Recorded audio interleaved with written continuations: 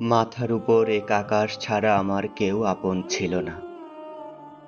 এই সমাজ, এই মানুষের থই থই শহরে এত এত মানুষ দেখে আমার মনে প্রাণে বিশ্বাস হয়েছিল, এত মানুষের ভিড়ে নিশ্চয়ই আমারও কোনো আপন মানুষ আছে।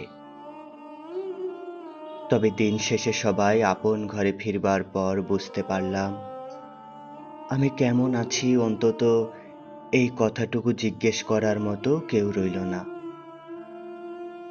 তারপর তারপর খোলা আকাশের নিচে দাঁড়িয়ে দেখলাম আকাশের বুকে এক ফালি চাঁদ, জ্যোৎস্না ছড়ানো চাঁদটিও অন্য কারো প্রেমময় আলোতে আলোকিত।